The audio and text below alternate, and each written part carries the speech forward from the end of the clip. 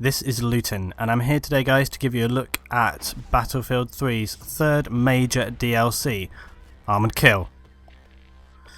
And from this initial gameplay, we can see a lot of really intense, hardcore desert gameplay in one of the biggest multiplayer maps that's been released. This, obviously, here we're seeing some tank killer classes. There's a lot of really intense, full-on gameplay, a lot of air combat. Look just how many tanks as well there are for a start. We've got 5-6 tanks on the ground at any one time. Massive vehicle combat. And I think as well we're going to see a lot of really intense firefights from aircraft, a lot of dive bombing. Hopefully see more aircraft in the air and really up the stakes in terms of gameplay. Often aircraft can feel kind of isolated in these game modes. It'll be interesting to see if they can balance up the amount of vehicle gameplay that they want compared with the on-the-ground stuff. And this is obviously the snow map that a lot of people have been talking about. I'm hoping a bit of nostalgia back from Bad Company 2 here. DICE always loving their driving jeeps and reverse firing on their vehicles. They're always throwing that into their trailers and so on and so on. And then of course we've got the amazing AC-130. I say amazing, we haven't seen it in game. If you look at the impact from these shells that are hitting the ground here, they're hitting the area but they don't seem to be having such a major impact on forces on the ground.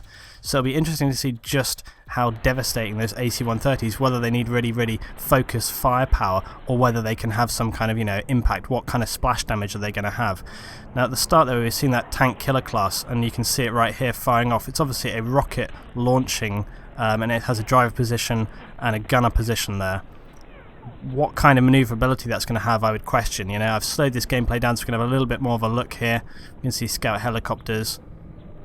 So it'll be interesting to see just how devastating that tank killer class is, whether it's going to be a kind of soft target, sit back and have high firepower, so maybe it only takes a little bit to take it out but has a very high damage rate, or whether it can really take some good hits.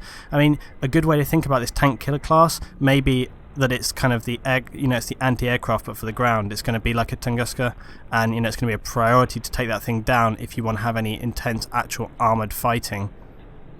But look at this kind of nice panoramic as we move across here, but look at the scale as well, and I do still have concerns about how this is going to work for console. If we can see right now there's 7 conquest points on the ground here. I have no doubt at all that this is going to be an astonishing release for PC. The PC guys are going to be well away on this game and it's going to be bloody amazing. But when it comes to the console, I'll be interested to see really how this balances up. You can see the really great air-to-air combat here from the AC-130. I think it's great that they're showing that it has some close-range defense capability against other aircraft.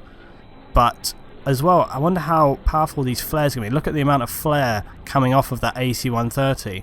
I wonder what the kind of delay there may be for anti-aircraft rockets coming in. If you had, say, maybe 2 jet fighters attacking or releasing their missiles at the same time, is it going to be enough to deflect all of those, or will a concentrated attack be enough to take down the AC-130? And okay, now we're looking here at the snow map again. You can see this kind of jeep combat that, to be honest, I rarely ever see happening, because you know what it's like. Jeeps kind of drive past each other and rush to the bases, but it looks good in a gameplay video, doesn't it?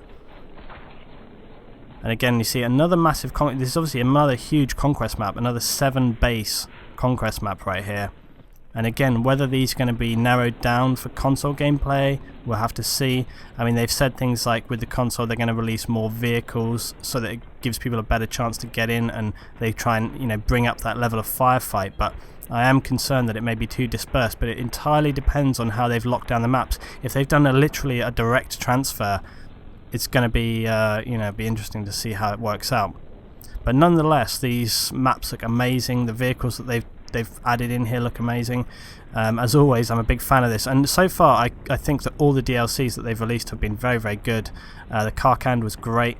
The close quarters map has been brilliant, but obviously it changes up gameplay for what you like. A lot of people didn't like the close quarters stuff, but people that like that kind of gameplay are going to love it. Similarly with this, if you're the kind of person you're not big on aircraft, or you're not big on getting the tanks, then maybe this is going to be less enjoyable for you. But I think it's good to offer this kind of varied gameplay, and rather than just turning out the same maps, the same things, and not really building on what you have. So it's good that they're changing things around a bit, and maybe it's not for everyone, but at least they're giving people the option of having different gameplays here. Something else that we see as well though is that specifically with the AC-130, we've only seen air-to-air combat. I'm curious as to what kind of ground-to-air combat we're going to be able to get with the AC-130 when it comes to taking it down. Obviously the AC is going to be firing down the ground like we've seen in these videos here, but in terms of actually firing back at it, are you going to be able to javelin it? Will you only be able to use stingers and igglers? That hasn't been shown. I'm curious, like, if you fire a stinger, how much damage is it going to be take it down? Is it going to be like a tank in the air? Will one javelin take down the gunship in one go, or will it require multiple javelins? How powerful is this thing going to be? And we really haven't seen that, and I think that's going to be an important factor in determining just how successful and what kind of role the AC-130 has in the gameplay on the ground. Is it going to be something you can just smash down with a bit of concentrated fire, or is it really going to be a mission for everyone to get that thing down?